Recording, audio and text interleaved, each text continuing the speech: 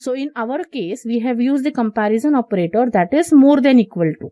Okay, so here the expression that basically follows the while, that is I more than equal to 0, contains two values, the value in the variable I and the integer value 0 connected by more than equal to sign. Okay, now this is basically also called as greater than or equal to operator. That is also a comparison operator. Now we use the comparison operators to compare two values and evaluate to true or false. Okay, that is, it either the condition might be true or the condition might be false. You might not have any other value for it. Okay, so some other comparison operators that we have are your less than sign. Okay, now for example, okay, let's see here. For example, we say hash and we write down here, say more than. This is less than. Then you have more than. You have less than equal to, more than equal to, double is equal to is for equal to, and not equal to for negating it. Okay, so these all are your different types of comparison operators which you have. Now we can check this expressions by entering them directly into the interactive shell to get the Boolean values which are evaluated. For example, if we say over here, say 0 is less than 6, we get the value as true. Or we say 6 is less than 0, we get the value as false. Or we say 50 is less than, say, 10.5, we get again false. Say 10.5 is less than 11.3, we again get the value true. Or we say 10 is less than 10, again it is false, right? So here it will just evaluate by what values you are passing on, if they are less than or equal to a particular value. Similarly, if you check for less than equal to, say 10 is less than equal to 20, will be true. But if we say 10 is less than equal to 10, will be also true, because it is not less than, it is equal to, right?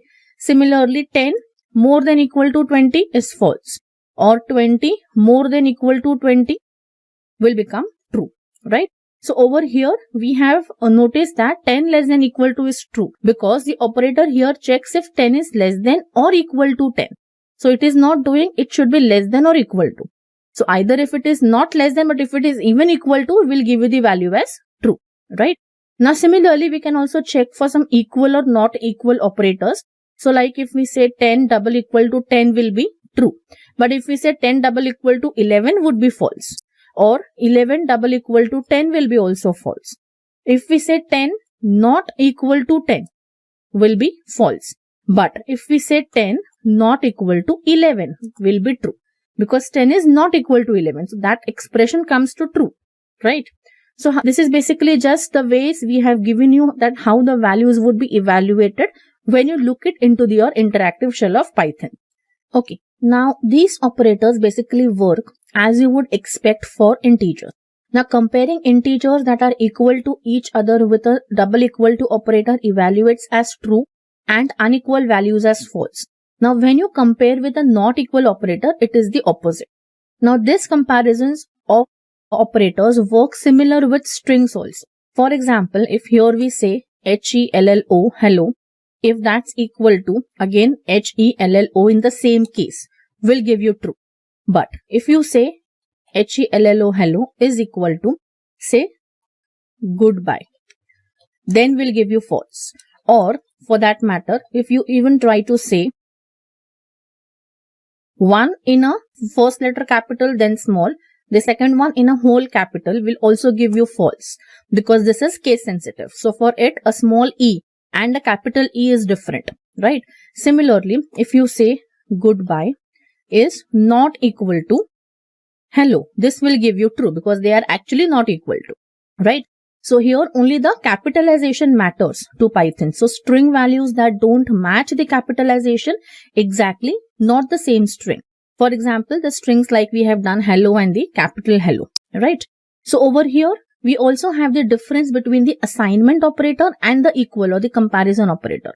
That is, if for example, like in the while loop we have done, if we go back to the program over here, see, this is an assignment operator where we are assigning a particular value to I, right? But over here, we are putting a value in the variable. Okay, like in this particular shell, we are trying to do this is, or this double equal to, this is for equality and a single equal to is for your assignment, right? So both are different. Okay. Now some similar examples for assignment if you want to check number with a string will also give you false. But if you try to do it something like 42, suppose, equals to 42 but in a string format, will be also false because one is integer, another one is string. But for that particular matter, if you say 10 double is equal to 10.10, will give you true, right?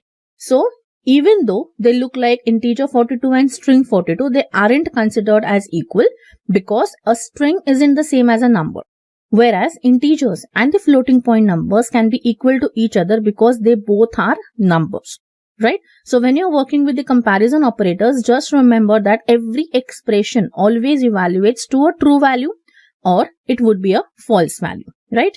So after this, we would just go on ahead and we'll go through the loop statement that we have. So if we come back over here, after we have done with this, we go in the loop statement wherein we are putting the value of the translated plus the value of message I into the variable translated and decrementing the value of I variable there.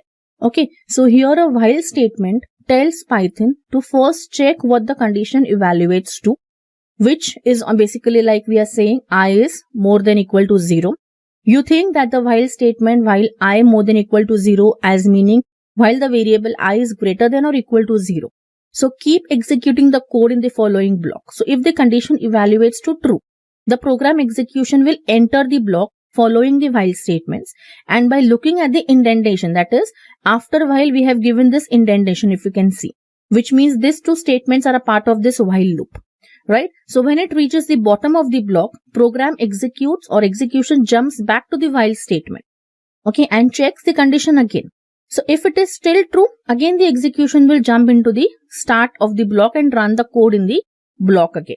If the while condition evaluates to false, only then the program execution skips the code inside the following block and jumps down after the line, that is after this line, and will come over here and will give you the printed result there. Okay.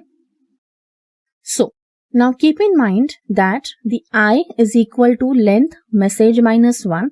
The I variable is first set to the length of the message minus 1, and the while loop on the next line keeps executing the lines inside the following block until the condition I becomes more than equal to 0 is false.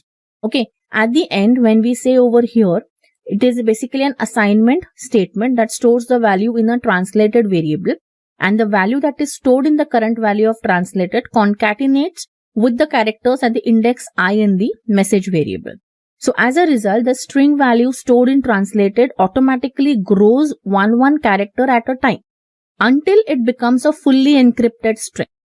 Okay, so over here when we say I equals to I minus 1, we are taking the current integer value in I and subtract 1 from it. Now this basically also known as decrypting the value of the variable. Okay, when it stores this value as a new value of I. Now here we have made this. Okay, so after this we have made this blank so that we are saying this loop ends here, and this becomes again indentation starts from the start, which means now we are again going to go for a next execution of line, that is a print statement. So when this loop execution completes, at the end we get the result printed over here. Now let's think about the behavior of the loop to understand how many times it runs the code in a block.